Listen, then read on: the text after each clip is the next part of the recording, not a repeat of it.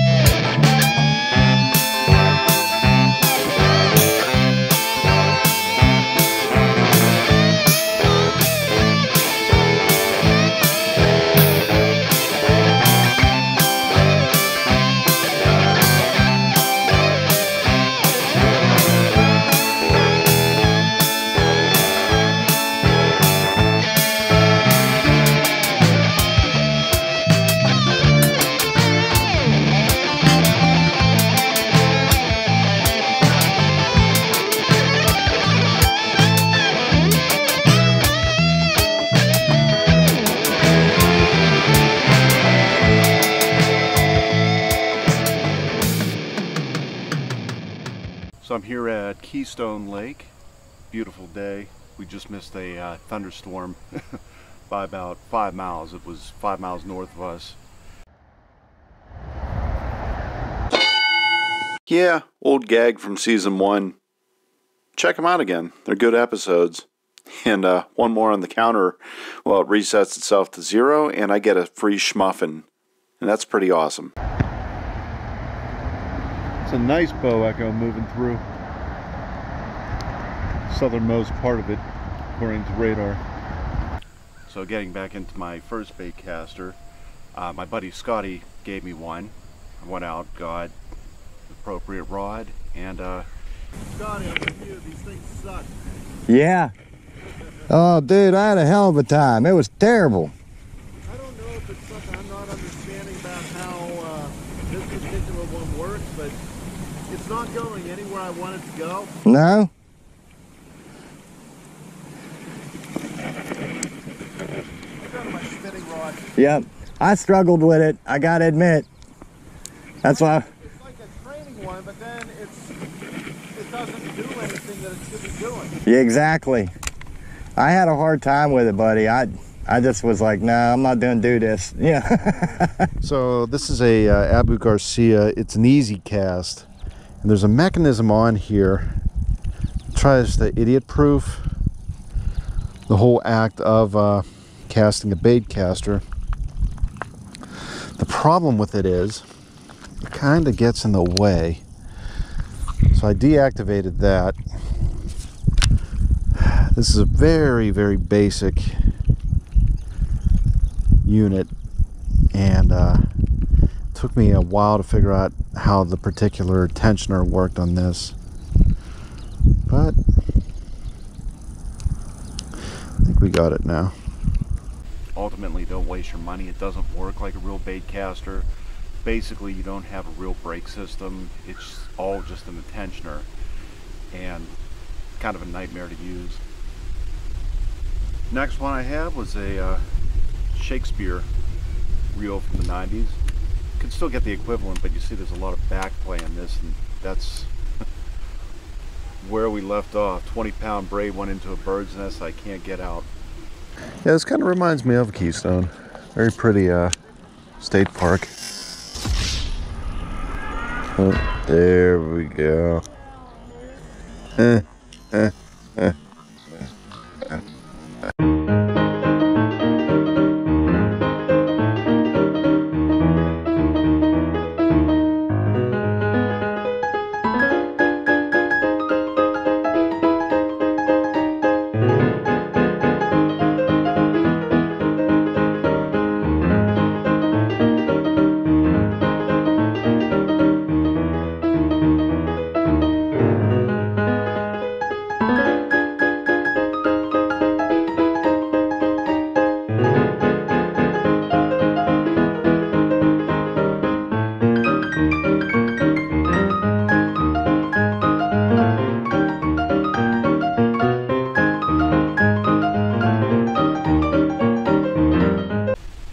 Haven't cut it yet because I haven't used it in 2 years. My next reel, which I still have, I have it paired with 30-pound braid. I basically have it designed for topwater these days. It was an Abu Garcia map. I think the thunderstorm's going to miss us.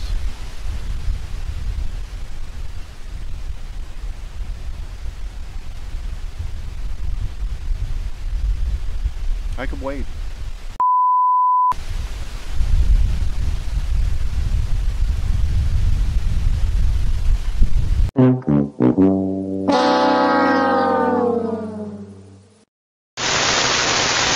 So the third bait caster I used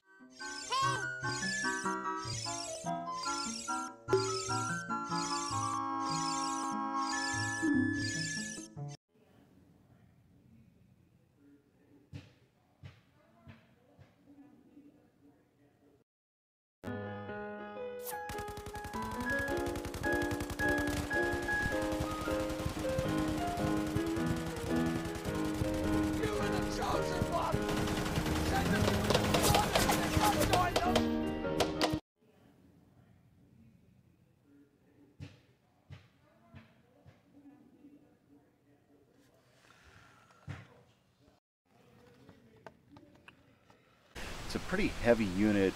I have it paired with 30-pound braid right now, basically as a topwater unit. Pretty respectable. In fact, if you're going to start on bait casters, I would start there. What I learned very early on, you can't go cheap with these when you're learning them. It's just going to get you frustrated, and you're going to run into a lot more problems than what you would otherwise. So the Abu Garcia is a good starting point. And I still had issues with it, but that was basically boiling down to me. And we'll get into that in a second, but a lot of it has to do with, even if you set the tensioner and the brakes up properly, you still have to learn how to throw the rod. And that's a learning curve, especially if you grew up on spinning reels.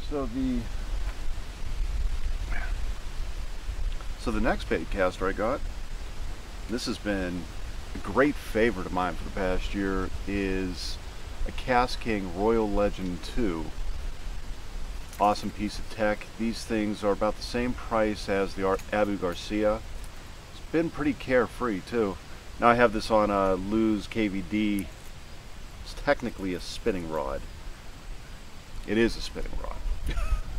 Reason why I got it, sometimes I don't like having that grip down there, especially when I'm throwing all day. This is actually more comfortable to me. Technically, no, the spine should not be going this way, or the opposite way, bending backwards. In reality, I've caught muskie with this setup, so take that as you will.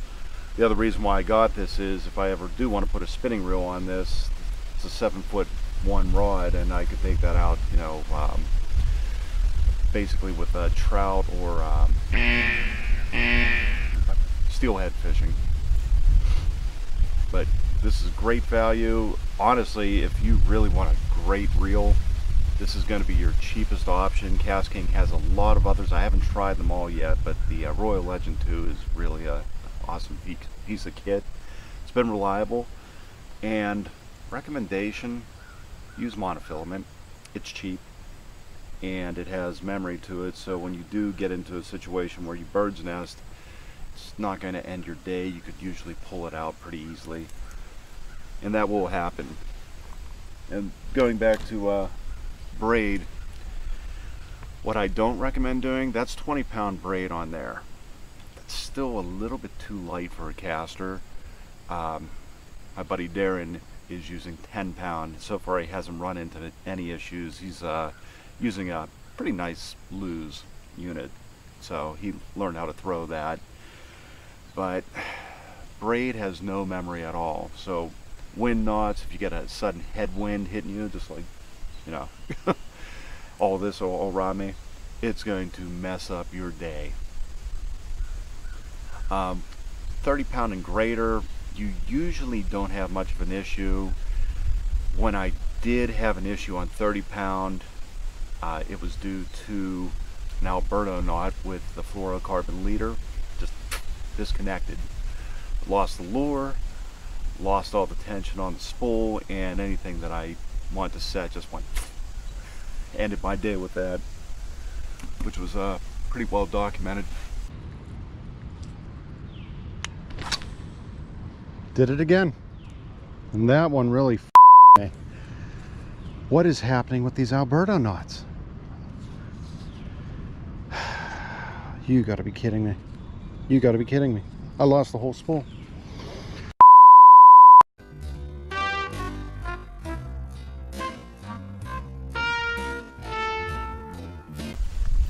So anyway, back to the SLX.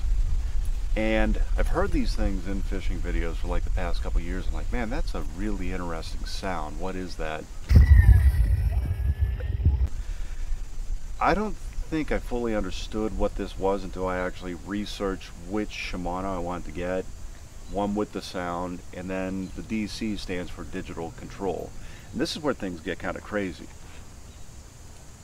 When you're casting this thing out, the spool is actually spinning, generating a little bit of electricity, which controls a little computer in there, which does all your braking for you.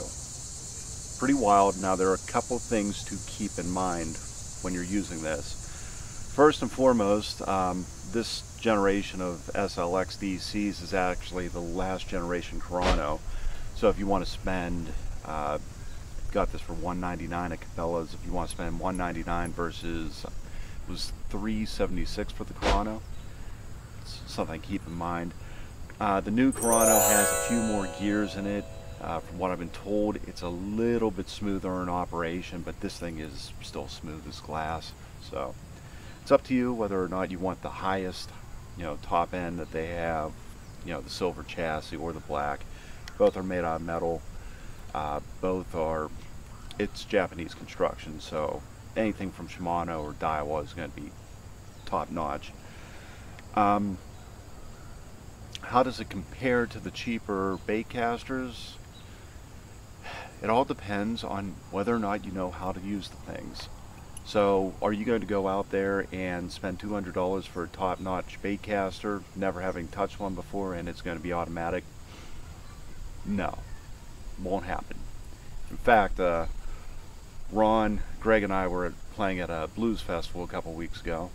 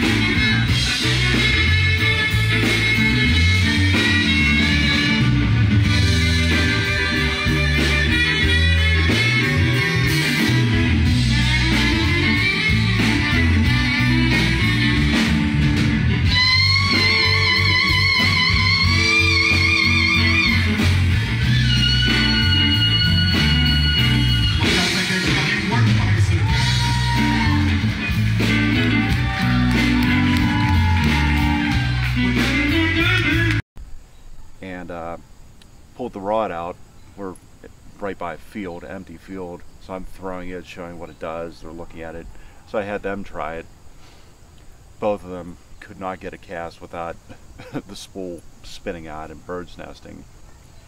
But as I'm watching them do this, it dawned on me what my issue was early on, and it's all in how you're throwing it. That's not something I could really describe with the release. I mean, I could show you, I could describe it, but you have to feel it. You have to put in that time and the effort to know how these things work, and you have to learn what you can get away with. Now, the baitcasters I've been using, I'm particularly the Royal Legend and the Black Max, they are pretty awesome pieces of tech, and I'm pretty well acclimated with them at this point. This just makes the work all that easier. You don't have to thumb. If you don't want to, you still can. The other part about this is there are only 4 brake settings, and each one has its own specific purpose. So my advice is to pull out that little direction packet that comes with it and memorize what each one of those is for. So setting 1, that is ideal windless conditions, all line. That's where you're going to get your furthest cast. 2, that is for braid and monofilament. That is for most general conditions. 3, fluorocarbon. 4, windy conditions, bad conditions, head gust. That's your cautionary brake. So if you're going to throw one of these for the first time, I would recommend starting on 4 and start working your way back, and you can feel how everything works from there. The other thing, that digital control is specifically designed for this to be running a full spool. So that's something to keep in mind if you're like me, and I'm not using leaders with monofilament, so tend to snip, retie, and through the course of snags, losing a line as the year goes on. That's something I'm going to have to be aware of. When I start losing a substantial amount off the spool, you're better off pulling everything off and then re-spooling it. That's also why I like mono.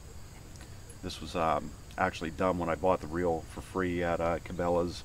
They used their Bass Pro Shops 10-pound monofilament, and 10-pound mono, there isn't much that can't pull in. I use it for muskie and pike just because it gets right in between the teeth. It's abrasion resistant. You play around with the fish, it's not going to snap. So keep that in mind. Once the spool starts going down, the digital control, the whole spool is spinning differently than it would with a full spool, and the calculations are going to be off. Now, the other thing I like doing, and the directions specifically state you only have to tension up the spool as much as there isn't a wiggle in the spool itself. I like erring on the side of caution with that. So, let's see how this is. This was in my car. That's a little bit too loose to my liking. So I'm going to just tighten up the spool tensioner just a little bit.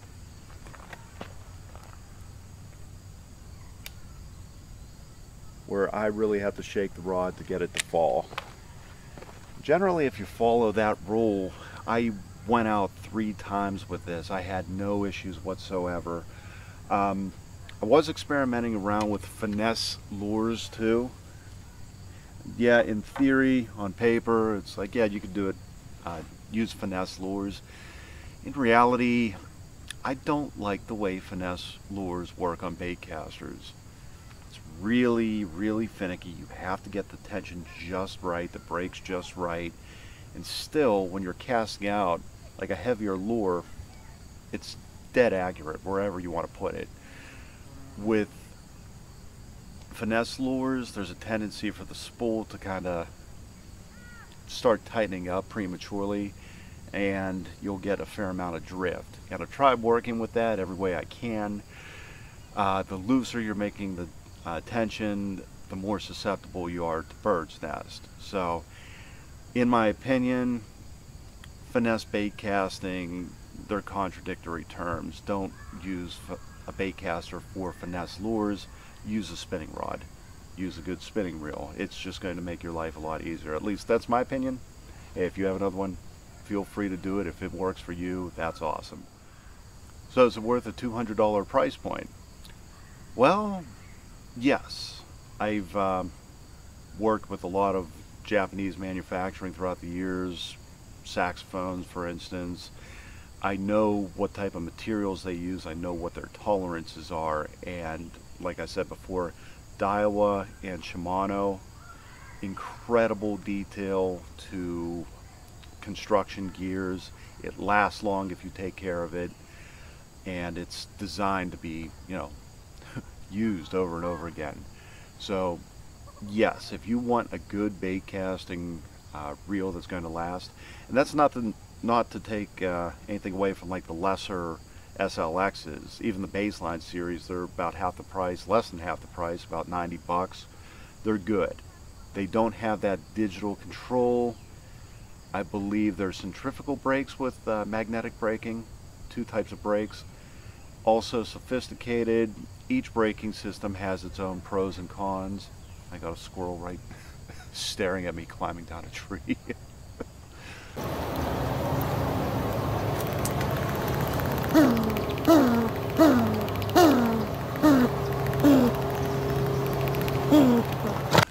Oh, that's funny.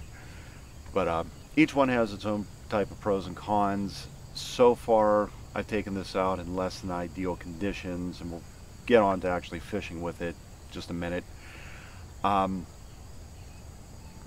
In extreme heat circumstances so far, it's worked like a dream all 3 times. So yeah, if you got the extra money to throw around. Now the rod itself I got for free. Went over to my good buddy Dennis's and ended up DJing his son's high school graduation party, which was kind of weird because now his son's at the same age I was when I met his dad, so time flies.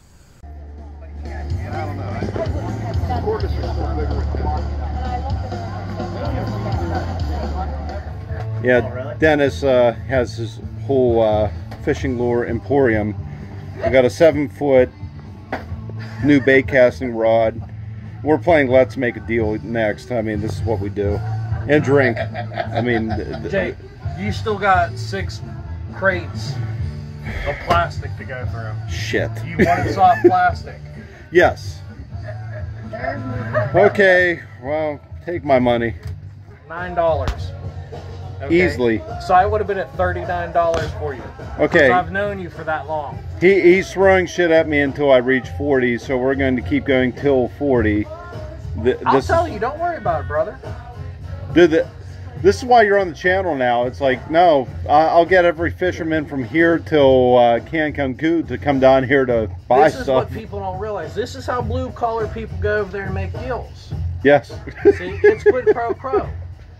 You're my disc jockey right now at my son's graduation party. I'm paying for a disc jockey. We're just switching disc jockey for fishing equipment. Fair enough. So keep going, brother. And we will continue. I got a little chubby on this. Live target, live target, live target. Yes, absolutely. Little smallmouth bass. That's another top water. Go with that. That's another okay, top. you see these holdings? Mm-hmm. Older than you. Been around forever. Still bringing fish. I believe it. So do that. And that's a deep diver. Yes, yes, yes. Have I reached the $40 limit yet, dude? I feel like I'm stealing from you. No, I want this little tiny thingy. 2-foot walleye. So got that, got the rod, 7-foot bait caster. What else you got, Dennis? Jake, you only look the Catholic. This is why I can't come down here. This is like a crack fiend going to the source. It's like Breaking Bad, the fishing. All Rapalas.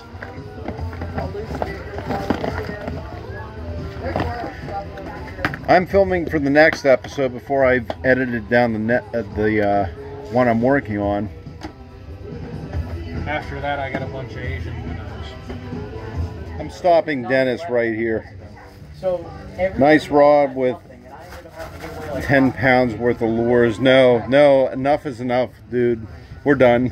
This is a Field and Stream tech spec. He actually was going to give me, he had a Black Max Abu Garcia reel with that. I'm like, no, keep the reel. I know exactly what I want with this, but very light rod, 7 foot. It is medium extra fast, which, yeah, sure, whatever. I take the weights and the actions of the rods somewhat seriously, but generally speaking, you have more control over the equipment than the equipment has over you. So feel it. If it feels light, if it's strong, if it's a good model, it's a good rod. But yeah, I paired it up with this because I wanted something pretty special. And if you haven't noticed yet, I actually have the 151 XG, which is the left-handed variant that I use because I'm right-handed. Don't ask me how this patent was filed, but in order to hold the rod in your right hand, and I'm right-hand dominant, you need a left-handed bait caster. And to me, this just makes the most sense because why do I want to spend all day flipping, you know, the rod in between my hands? If the idea of these bait casters is to cover more water, then do it more efficiently. So let's give this bait caster a try. I went back out to Twin Lakes. First time I've been here in 2 years. Since a, thunderstorm tried to off me and drop a tree on me. Yay. That is rad. It's also why I was taking shelter in the pavilion when the initial wind hit. I was more worried about the trees falling on me than I was lightning. Until the lightning threshold started, lightning started becoming more intense. I was like, I don't think this pavilion's going to help me much. But yeah, there you have that. That's not something I get to film every day. Well, this is where that massive tree fell. I have to check the old footage, but I thought there were more trees. Maybe a couple others fell the same way. We're in Westmoreland County, so they get a lot of nasty storms around here. Those particular pine trees aren't rooted too deeply. It's pretty soft ground too, so. The weather was in the 90s. It was hot as hell, but the view was kind of nice. And the baitcaster stayed out of my way, so I can't complain. I didn't end up catching anything, but this thing had some deadly accuracy and just ran smooth, so it was still a very pleasing outing. Next up, I went back to Cross Creek a few days later, and some birds went after my lure.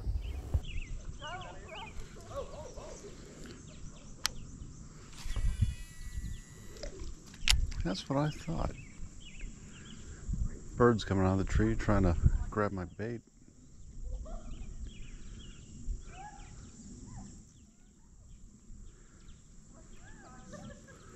Watch, I'll toss this, we'll go for it.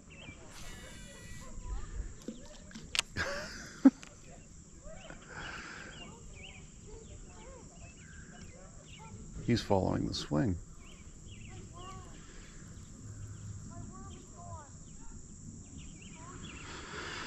So apparently he's caught at least one worm off of these. See, I'm swinging. Look at that. Look at that.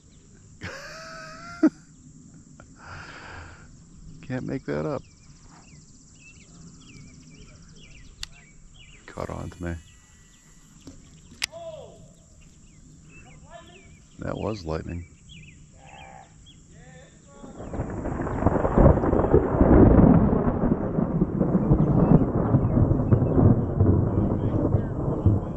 Cool.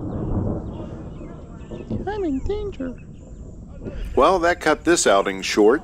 So next, Ron and I went to a place where every fish just stared at every fisherman out there. Ron and I decided to come back down to Burnsville during the hottest part of the day, try our luck at night fishing, because when the bite is this slow, yeah, why not? We don't learn our lessons. Oh, interesting, man. Oh, X-wraps. Not cheap stuff either. No. Those live targets right here. And you have one of these. That's what I caught my last muskie on, was a Zara spook. These look interesting. In the evening.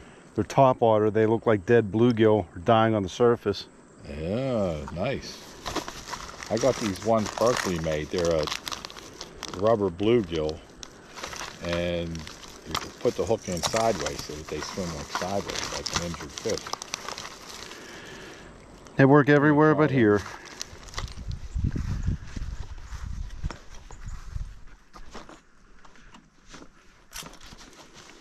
Freshwater fishes. Rainbow trout, golden rainbow, brown trout, brook trout, yellow perch, freshwater drum, fall fish, white crappie, black crappie, walleye, sauger, northern pike, tiger muskie, muskie, chain pickerel, flathead catfish, channel catfish, bullhead catfish, carp, white bass, hybrid striped bass, rock bass, spotted bass, smallmouth bass, largemouth bass, bluegill. I will take any of you. Hey, you guys want to play? Any? It would be awesome. Things went pretty much as I expected until I went to a swim bait style of the chatterbait and threw it into this corner.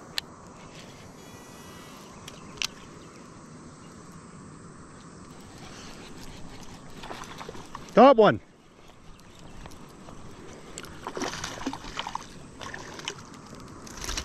About damn time. Woo! This was the first time where I had two schooling fish going after the same bait, and even as I'm pulling him in, the other one Nice was largemouth. actively trying to get that bait. Two of them. Got him.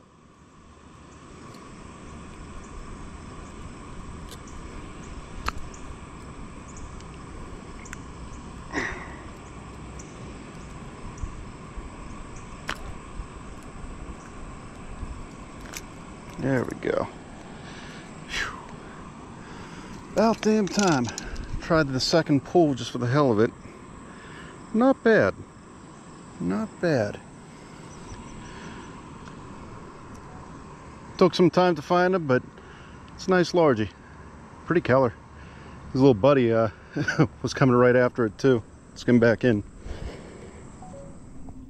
So how well does slow motion work whenever it's 95 degrees and your phone's burning up? Not well. Not well at all.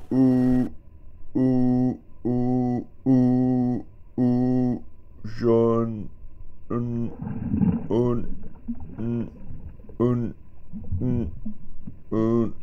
gonna cool down for a while.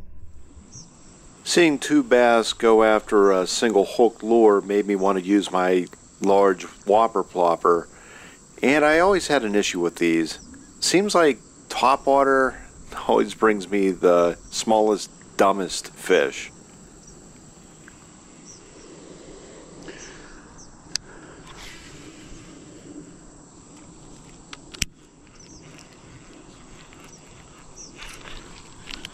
Got him. I went behind his gill plate. Could tell how he stopped fighting. What we got? Oh, one last little hurrah. Ooh, sorry, buddy. Got him right in the side. Okay, well, let's get you out.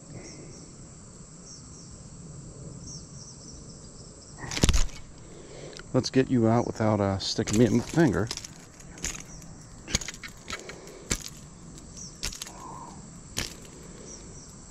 Yeah, he's barely in.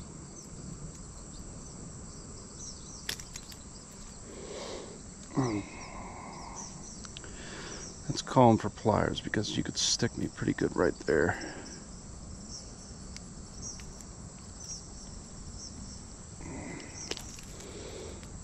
That's why you don't want to mess around with that. Because those treble hooks could do the same damn thing to you. So that's about it. Great combo. I got about an hour before I have to hit the road and get to a gig, so I'm going to try to catch a bass out of here. Until next time, keep on fishing. Proper slow motion.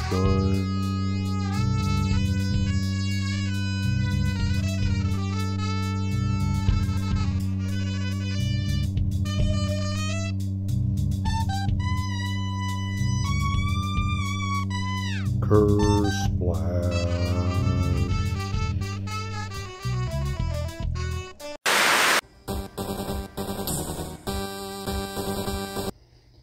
Hello? Huh, it's on Amazon. Happy special delivery. Ship. Good. Where is it? Huh, right above you. Holy shit.